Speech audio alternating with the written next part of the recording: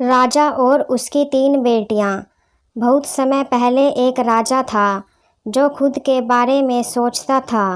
वह बहुत नेक सोच, दयालु स्वभाव और दरियादिली था। उसे लगता था कि वह स्थितियों को सही से समझने, हर बात पर न्याय करने और हर विषय में उचित विचार रखने वाला व्यक्ति है। राजा की 3 बेटियां थीं। एक दिन उसने अपनी बेटियों को बुलाकर कहा, मेरे पास जो भी है वो सब तुम्हारा है। तुम तीनों को मुझसे ही जीवन मिला है। मेरी इच्छानुसार ही तुम तीनों का भूत, वर्तमान और भविष्य बना हुआ है, जो आगे भी ऐसे ही बना रहेगा। मैं ही तुम तीनों का भाग्य बनाता हूँ। राजा की यह बात सुनकर उसकी 2 बेटियों ने शांत मन से राजा की बात में हामी भर दी, लेकिन तीसरी बेटी ने ऐसा नहीं किया। उसने कहा, नहीं, मुझे तो नहीं लगता है कि आपके हाथों में मेरा भाग्य है। राजा यह सुनते ही गुस्से में आ गया। उसने अपनी तीसरी बेटी को कही बातों को एक चुनौती के रूप में स्वीकार किया। उसने खुद को अपनी तीसरी बेटी के सामने सहित साबित करने की ठान ली और उसे जेल में बंदी बना दिया। इस वजह से राजा की तीसरी बेटी कई सालों तक जेल में ही बंद रही। राजा और उसकी बाकी की बेटियां राजसी जीवन जीते रहे। राजा का मन ही मन सोचता था कि यह मेरा ही हुक्म है, जो मेरी जिद्दी बेटी जेल में कैद है। लोगों को भी यही लग रहा होगा कि राजा का ही हुक्म है, जो उसकी बेटी को ऐसा भाग्य मिला है। उसकी प्रजा के लोग भी यही सोचते थे। उसे लगता था कि राजा की तीसरी बेटी ने जरूर कोई गलत कार्य किया होगा, तभी उसे जेल में कैद करके रखा गया है। वरना कोई भी पिता अपनी बेटी के साथ भला ऐसा क्यों करेगा। राजा कभी कभी जेल में कैद अपनी तीसरी बेटी से मिलने के लिए जाता था। उसकी बेटी बहुत कमज़ोर हो गई थी, लेकिन अभी भी उसके विचारों में कोई बदलाव नहीं आया। मगर राजा अपनी कमज़ोर होती बेटी की हालत और नहीं देख पा रहा था।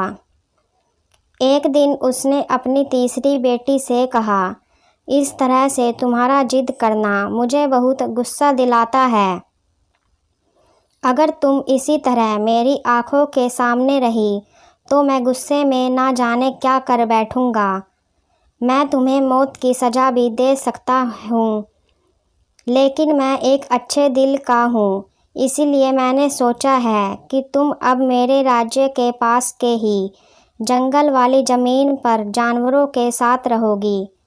राजा ने आगे कहा, उस जंगल में सिर्फ उन्हीं लोगों को रखा जाता है जो मेरे आदेश का पालन नहीं करते। तुमने भी अपनी जिद की वजह से मेरी बात नहीं मानी, इसीलिए तुम भी अब वहाँ मौजूद लोगों के साथ अपना पूरा जीवन काटोगी। इसके बाद तीसरी बेटी को उस जंगल की ज़मीन पर रहने के लिए भेज दिया गया। वहाँ वह फल और सब्जियों खाने और एक गुफा में रहने लगी। उसके पास पीने के लिए झरने का पानी और ठंड से बचने के लिए सिर्फ सूरज की धूप का ही सहारा था। वहाँ की खुली हवा में रहते हुए और फल फूल खाते खाते वो जल्द ही पूरी तरह से स्वस्थ हो गई। उसने वहाँ पर खेती करना भी शुरू कर दिया। गुफा को उसने घर की तरह सजा लिया था और खुशी खुशी वहीं रहती थी। एक दिन वहाँ पर एक भटकता हुआ राहगीर आ पहुँचा। उसे देखते ही देखते राजा की तीसरी बेटी से प्रेम हो गया और दोनों खुशी खुशी वहीं रहने लगे। उस जंगल में उन दोनों के अलावा और भी कई लोग रहते थे, जिनकी मदद से उन्होंने उस जंगल को एक शहर के रूप में बदल दिया। कुछ ही सालों में राजा की तीसरी बेटी और वो राहगीर उस शहर के राजा रानी बन गए। अब उनके शहर की चर्चा दूर दूर तक होने लगी। जैसे ही इसकी जानकारी राजा को मिली, वह उस जंगल में सब कुछ देखने के लिए पहुंच गया। जब उसने वहां की राजगद्दी पर अपनी बेटी को बैठे देखा और साथ में एक खूबसूरत युवक को, तो उसके होश उड़ गए। राजा की बेटी ने अपने महल में अपने पिता का पूरे सम्मान के साथ स्वागत किया। उसने अपने पिता से उसके बुरे बर्ताव व फैसले के लिए कुछ भी नहीं कहा।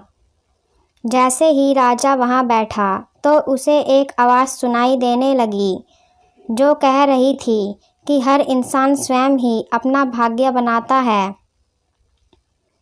इसके बाद राजा को स्वयं ही अपनी गलती पर पछतावा होने लगा और उसने अपनी सभी बेटियों को अपने भाग्य से आज़ाद कर दिया। उसने अपनी तीनों बेटियों से कहा, भले ही तुम तीनों का भाग्य मेरे हाथों में है, लेकिन हर व्यक्ति खुद ही परिस्थितियों के अनुसार अपना भाग्य अच्छा व बुरा बना सकता है। राजा और उसकी 3 बेटियों की कहानी से हमें यह सीख देती है कि कोई भी व्यक्ति किसी का भाग्य बना या बिगाड़ नहीं सकता। हमारा भाग्य स्वयं हमारे हाथों में ही होता है, जिसे हम अपनी सूझबूझ से बुरी परिस्थितियों में भी अच्छा बना सकते हैं।